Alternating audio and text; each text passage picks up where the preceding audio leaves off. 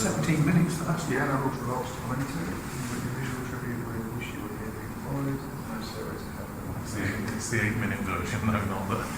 We'll go down halfway through. Well, there we go. It's one of those. Whoever the Rochester was, also okay.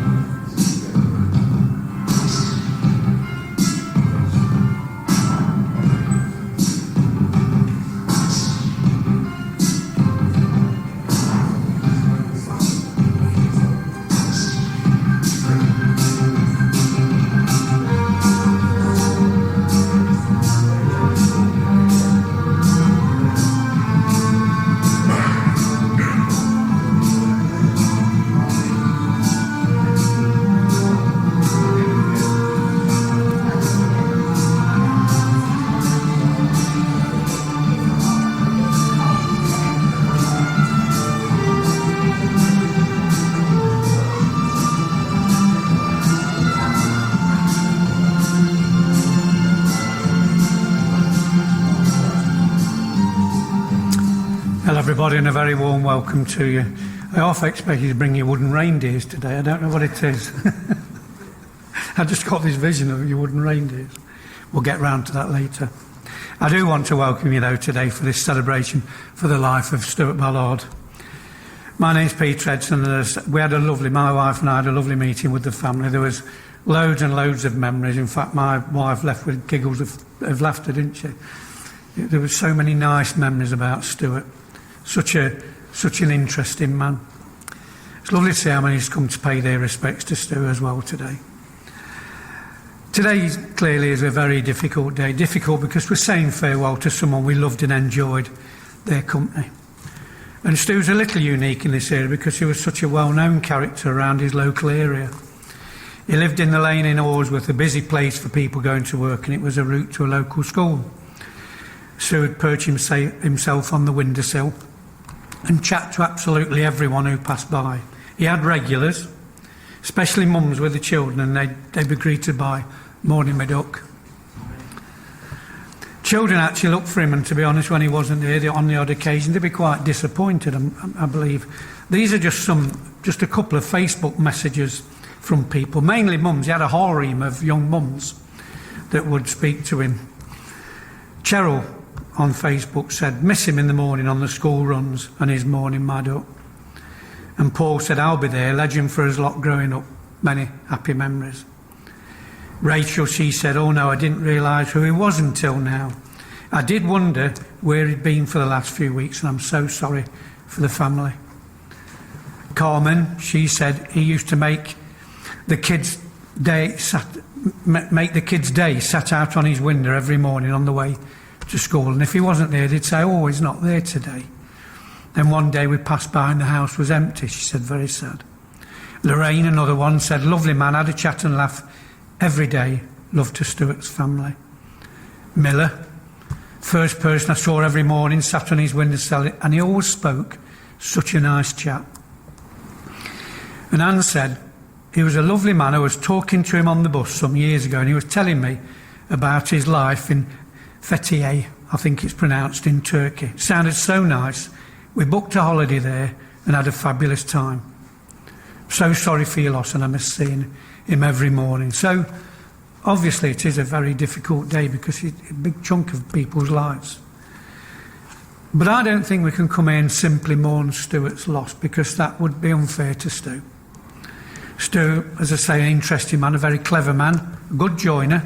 He could make anything from wood, especially reindeers, said Erin, because they all got one. And he was known as a bit of a collector. He specialised in, well, everything. Robins, foxes, leather jackets, bin bags, you name it, Stuart would collect it. But life's about making memories. We go through life making memories. He certainly made some memories because we had a really nice time, as I say, my wife and I, listening to all the stories. They said he had a heart of gold and he would always help. He'd babysit. Well, he'd be there watching TV while Corin ate 6 bags of crisps. Even prawn cocktail crisps. But he'd be there for you. Brian said he was very sociable, but on his own terms. Sometimes he would just switch off and not listen to you. It was stew time. Well, someone once wrote a piece. It was called The Measure of a Man, and it's a good way of summing up someone's life in the sense of how do you miss them when they're gone. He said, not how did he die, but how did he live? And not what did he gain, but what did he give? These are the units to measure the worth of a man as a man, regardless of birth. Not what was his station, but had he a heart? And how did he play his God-given part? Was he ever ready with a word of good cheer to bring back a smile or banish a tear? Not what was his creed, or what was his church, or what was his creed, but had he befriended those really in need? And not what did the sketch in the newspaper say, but how many were sorry when he passed away.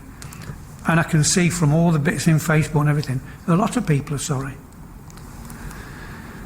Someone who knows him really well is daughter-in-law Erin, and I'm very pleased to say Erin said she'd like to come and say a few words. No pressure. I've not done anything like this before. Have you so not? No, bear you'll be with fine. me.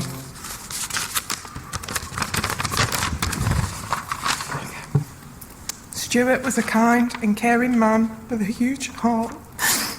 That was the first thing I ever noticed about him. That and his love for bargains. He loved his family, his children and all their pets. Stuart enjoyed talking to people, whether that would be on the bus, to wherever he was going, or to people passing his flat as he sat outside his window. He is known by many children in the village as the man who would say morning every day as they passed by on their way to school. Stuart loved charity shops, and if you ever told him that you liked something, you'd get things from any charity shop he'd see it in. David had a cartoon-type seagull t-shirt once, and we ended up with a figure and a painting of one too. Stuart loved going to places for the day, weekend or on holiday. He enjoyed a holiday with us to Bulgaria once, and this is where he found his love for denim shoes. Rachel once booked a chalet in Bridlington for the weekend. We all ended up joining them on that holiday, and the chalet was called the Shitty Chalet, and the kids laugh and call it that now. The reason for this is while staying in the chalet, things fell apart. Ladders off bunk beds, the fridge door, a brush, a table. The place was falling to pieces, and Stuart pulled out of his bag a DIY kit including super glue to help us fix all the broken things before we left, and I think we left it in a better condition to what we were given it. If you ever needed anything mending, he always had something in his bag to mend it. He just kept these just in case. But also, he had this just in case kit in the boot of his car. You can maybe speak to David about that later. For Stuart's 70th, we said we would take him for a long weekend somewhere. He chose to go to Bridlington. We booked a seafront apartment, definitely not the chalet, and he enjoyed wandering the town to the charity shops, tap shops, stopping for a coffee to people watch, and also to watch David fish. One weekend, David, Katie and I were going to Twycross Zoo. On our way to the zoo, we saw Stuart in the bus stop, so pulled over and asked him where he was going so we could give him a lift. That lift ended up being to the zoo with us. Wedding suit shopping. David asked me to come along and help them look at suits. Off they went to try them on.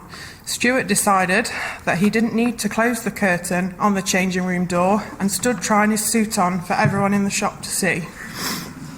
A lasting memory that we always talk and laugh about is Christmas. Stuart had a few too many whiskies and decided he wanted to eat all the puddings straight out the pack with a spoon. He couldn't make it home that day and ended up being put to bed on Rachel and Matthew's sofa. Stuart was loved by so many and is already so deeply missed. Life definitely won't be the same without him.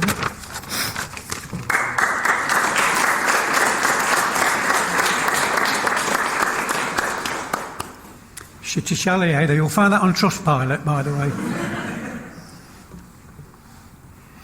I've got a couple of tributes that we've got a webcast today because there's people who live far, far away, Australia, whatever. So there are more people actually joining us today as well as.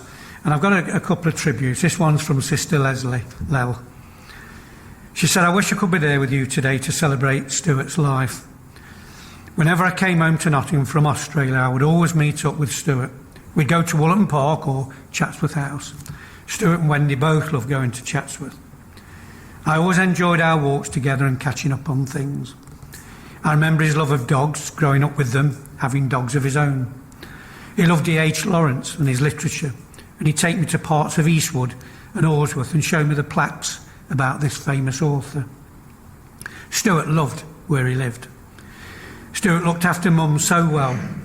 I came home a few times when she was older and unwell, and I saw a lot of Stuart and Jennifer. Stuart helped Mum with everything, ringing her twice a day on the odd occasion he wasn't able to go round, and then living with her to look after her even more.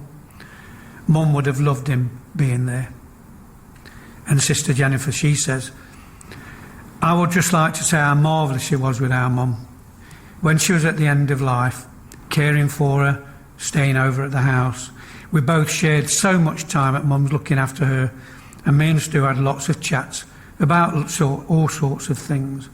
I felt really close to my brother during this time. He kept me up to date what you lot were up to. He told me how much he enjoyed the holiday abroad when David proposed to Erin. I also remember when after Christmas we'd go to Mr. Mann's for a meal. He'd pick me and Brian up so we could have a drink, then on to our mums, then meet Andy and Jill at Mr. Mann's and have a great evening all together.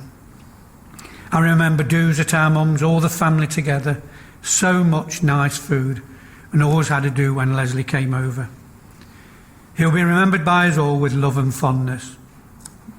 And say that was sent by Jennifer. As I mentioned earlier, my wife Sue and I had a really nice chat with Stu's family, and I formed this lovely mental picture of Stu. And as I say, they had my wife in fits of laughter with some of his antics and some of the remarks that came out. David and Brian would do the one-liners now and again. It was really nice meeting.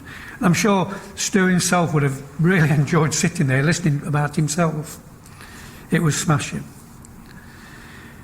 This is some of what I learnt anyway. Stuart was actually born on a Saturday the 24th of February 1951 to parents Bernard and Mary Ballard, so he was a Saturday child.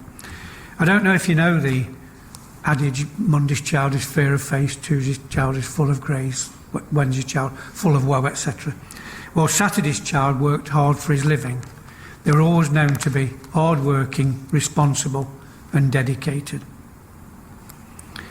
Stuart was the eldest of 4 siblings, having younger sisters Leslie and Jennifer and younger brother Andrew. He was born in Nuttall, and the family later moved to Bramcote, where Stuart grew up and went to the local schools. And on leaving school, Stuart became an apprentice at East Midlands Electricity Board, and he found he enjoyed working here. It was his only employer until he retired at the age of 55. Not many can say that nowadays, can they? One employer. He worked his way up through the ranks from apprentice to a qualified electrician, then becoming part of the management team. And while Stu was an electrician, he was working at a house in Woodlinkin. Working there for a few days, and during this time he got talking to the lady who lived next door. Her name was Wendy, and she had a young son called Brian. Stu and Wendy were getting on well, and Stuart invited her out. Love blossomed, as they say, and soon Stuart and Wendy were an item. They married at Baseford Registry Office, had reception at Stuart's parents' house. Honeymooned in Cornwall, and Brian went with them too. They moved to Alresworth and then lived on Tulip Road. And Stuart brought Brian up as his own son. Brian's always called him Dad. Soon Stuart and Wendy were blessed with 2 children of their own, first daughter Rachel and then son David. His family was further grown with the addition of grandchildren Summer, Eddie, Cady, Corin and Ewan. Stu and Wendy were animal lovers, and they always had at least 2 dogs while the children were growing up. They always ensured the family had a holiday each year, whether it be camping holidays to Skegness, Mablethorpe, Whitby, Bridlington or Filey, or further afield to the south of France, staying in one of the Euro camps. And when they holidayed in the UK, they'd often take the dogs with them too. Dogs always enjoyed a run around. They loved the coast. But one of Stuart's favourite hobbies was fishing. He enjoyed sea fishing too. Went to Anglesey on a sea fishing trip. And he once held the record for the largest conger eel caught in the British Isles. And he has a trophy for it too. He liked to bring home the catch to eat sometimes, and Rachel and David have many memories of seeing and smelling the fish being prepared to be cooked and then eaten. And he was a bit of a hunter at heart. Stuart, he liked to go out rabbiting, catching pheasants. Stuart enjoyed, in fact, at one point, I think you went in for suckers in the shed, didn't you? And all you could see was hanging animals. Stuart enjoyed cooking, but he preferred to cook the sort of things he liked, thought his family would like too, such as stuffed marrows and liver and kidney. They were the things his family definitely didn't like to eat. But he did enjoy a good curry, and he was good at making them too. But he liked them quite spicy. So all his curries were a little bit on the hot side. The type that would strip the Teflon coating off the pan, said Brian. He was happy when he became a granddad too, and he liked looking after his grandchildren, Summer, Eddie, Cady, Corin and Ewan. And eventually Stu and Wendy began to have holidays on their own, mainly going to Corfu and to Turkey. And some of Wendy's family bought houses in Turkey away from the main tourist areas. And after holidaying there several times, Stuart and Wendy decided to buy their own house there too, close to where family members were. A place called Fahite, a very traditional part of Turkey. So from about 2005 to 2010, Stuart and Wendy would spend all their summers in Turkey, coming back home to England to spend the winter months. Having their home there meant the children could fly out and spend time there in Turkey too. They enjoyed living in Turkey and they made many friends. One of Stuart's neighbours had long hair, so Stuart decided to do the same and he grew his hair. But for many years he'd had a shaved head, so to see him with hair was quite unusual. And son David said his dad with his hair reminded him of Catweasel, if you know who Catweasel was. In 2010, Stuart and Wendy decided to return to England and they sold the property in Turkey. And when I asked Brian, Rachel and Dave what the mum and dad liked to do together, the first thing David said was argue. They drew a lot of laughter from all the others. But Stuart and Wendy were much the same as any other couple. They had their ups and downs, but most of the time they liked spending with the family and friends. They liked to take the grandchildren out for the day, steam fairs, occasionally to seaside for holidays. And Stuart would take them on a Santa train too, which they really enjoyed. But as I say, he was a clever man, Stu. Very good at making things, especially out of wood. Anything you wanted, he would make for you. Gates, fishing boxes, wooden ornaments for the garden, reindeer, walking sticks, which was his specialty. Nearly everyone had one. That was a favourite. In fact, I'm told he had about 60 million walking sticks. I think there's a slight exaggeration, but he had a lot. He had lots of tools and a shed to work in, but only Stuart would be able to work in that shed. Because there was that much in it, only he knew where everything was. It was a form of order that only Stuart knew. And it's fair to say, as I said before, that he was a collector of absolutely anything. Watches, robins, foxes, etc. But he was always, has always been and always was, kind-hearted and very caring. When his wife, Wendy, became ill in 2013, Stuart stepped up to the mark, helped looked after her.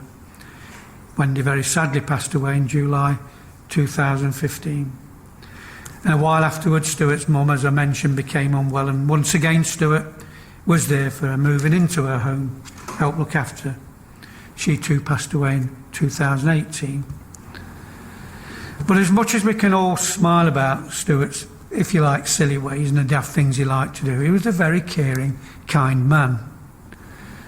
His son David said his dad was very kind, but he didn't like you to know how kind, just in case you wanted or needed any money. But he was certainly a character. One of his common phrases was, "Bloody hell, David." And he'd often be singing, "I've got a lovely bunch of coconuts," much to his grandchildren's annoyance. He liked to walk around whistling, "Do you think I'm sexy?" I'm unsure if anyone said he was or not. But he liked to drop a whiskey. One year Brian bought him a litre bottle of good whiskey, proper good whiskey. It was for Christmas, but it wasn't long before he'd actually drunk it, the whole bottle, in just one day. And he lived to tell the tale. But actually Stuart was teetotal for many years, although he did enjoy a whiskey now and again. He liked the old war films, black and white films on TV, Only Fools and Horses. And he watched the Grand Prix and the London Marathons as well. Steptoe and Son, if you remember them, that was his favourite programme as well, said Rachel. You know, the one with the mucky house. Not the shitty shally, the mucky house, Steptoe. But she was trying to think what the programme was called for ages. Well, many of you may know that Stuart was known for his thriftiness.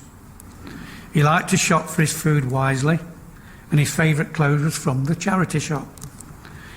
He liked to wander around the mall, Kimberley, even Chesterfield. He's had a huge collection of leather jackets and jeans, all bought from his favourite shop.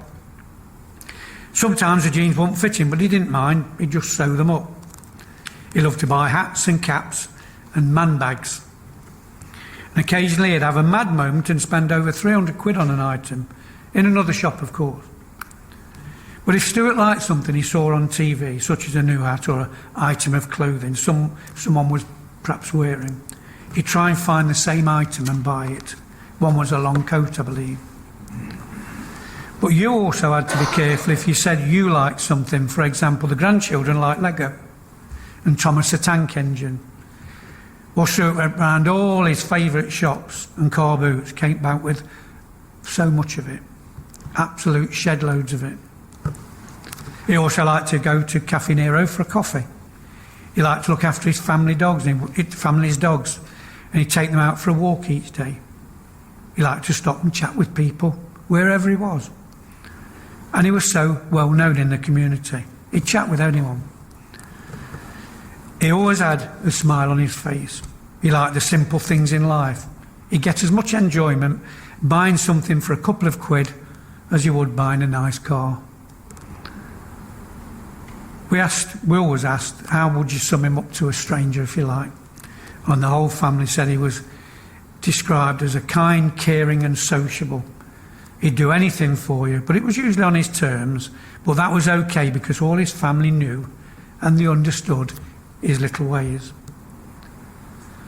Stuart passed away very suddenly and very unexpectedly at home, and he will be deeply missed by all his family and all that knew and loved him. Stuart, this man that was such a well-known character around the area. Well, I hope that's jogged your memory. Is there anything anybody would like? We're a nice little group here. Anything you want to shout up? Any personal memories? Remember, it's before the 9 o'clock watershed. Anything anybody would like to just shout up? This is the bit I put you under pressure, isn't it? Well, all I will say is that as soon as you go through that door, when this service is finished, it isn't finished, because that's when the memories start. There is a venue, I'll tell you about it in a while. That's where you start to share your memories of this man. There's so many little memories you must all have of him, one-to-ones or whatever. So as soon as you go through, that's the time to start sharing the memories. So I hope some of the story, I hope I didn't get too much wrong, because there was a lot coming at us. It was an absolutely lovely meeting. So we're going to listen to a song now. I think the music in this service is absolutely fantastic. Most of the songs are about 17 minutes long, but other than that, it's absolutely fantastic. Cracking music. This one we'll actually be able to see some memories up on the screen at the same time. This is a Pink Floyd number called Wish You Were Here. Thank you, Adam.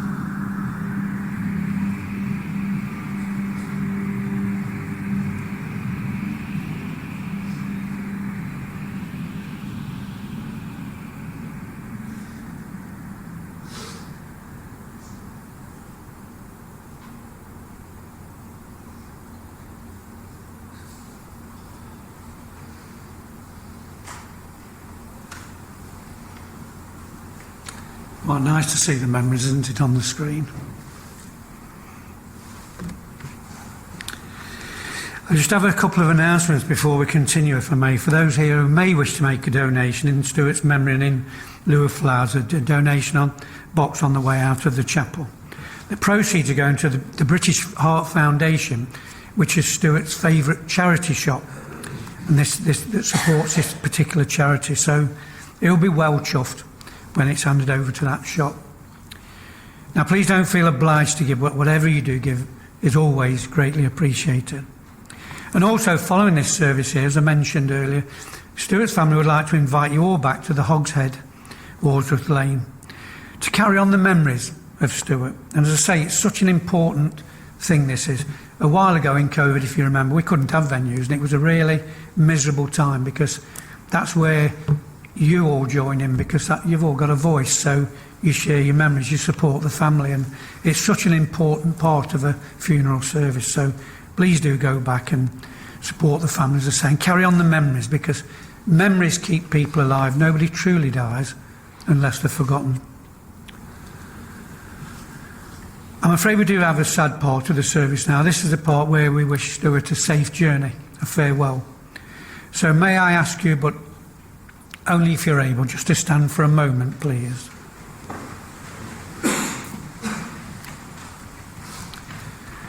For those of you that may wish to say a prayer for Stuart, I invite you to say with me the Lord's Prayer. Our Father, who art in heaven, hallowed be thy name. Thy kingdom come, thy will be done, on earth as it is in heaven. Give us this day our daily bread, and forgive us our trespasses, as we forgive those who trespass against us. Lead us not into temptation, but deliver us from evil. For thine is the kingdom, the power and the glory, forever and ever. Amen. Clearly our thoughts there with all of Stuart's family and all that knew him. His children and partners, Brian, David and Erin, Rachel and Matthew. Grandchildren, Summer, Eddie, Katie, Corin and Ewan. His sisters, Leslie, Jennifer, younger brother Andrew, and all their families. All extended family and network of friends and neighbours of Stuart, as we've been remembering with affection and gratitude the life of Stuart Ballard, recalling what a loving, happy, compassionate and good person that he has been. So it is with sorrow, but with deep love and affection we commit his body to its natural end. Stu, we bid you farewell. We rejoice that we knew you. We're glad we saw your face and we walked the paths of life with you. We treasure the memory of your love, your kindness and your good humour. With sorrow we bid you farewell, and with love we leave you in peace. Tenderly, lovingly and reverently we commit the spirit and body of Stuart Ballard to a more peaceful place. We give thanks for his life, his many years of love, friendship and memories. We say farewell, and may you rest in peace. As I say, it is a celebration for Stuart's life. It's not just a sombre mourning of his loss. So instead of having a moment of silence, shall we give him a round of applause instead?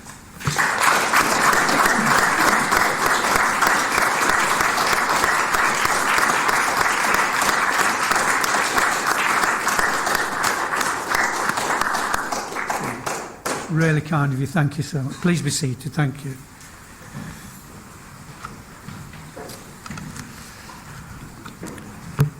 A very good friend of ours, Darren and myself, was Tom Irvine. Tom Irvine was an army chaplain actually at one time, and he's seen a lot of sad things with young people. But he never ended a service unless it was on a high note. And he was the first person I ever listened to say this particular piece. This piece it's called The Dash. It's about, if you look at the headstone on a grave, you'll see the name of the person at the top, date of birth underneath, sad day that we lose them, and in between is a little dash, and this is about that little dash. And I think it's very, very good to sum a service up with. It says, I read of a man who stood to speak at the funeral of a friend. He referred to the dates on the headstone from the beginning to the end. He noted that first came the date of birth and spoke the following date with tears. But he said what mattered most of all was a dash between those years. For that dash represents all the time they've spent alive on earth. And now only those who love them know what that little line is worth. It matters not how much we own, the cars, the house, the cash. What matters is how we live and love and how we spend our dash. So think about this long and hard. Are there things you'd like to change? For you never know how much time's left that can still be rearranged. And if we could just slow down enough to consider what's true and real, and always try to understand the way other people feel. Be less quick to anger and show appreciation more, and love the people in our lives like we've never loved before.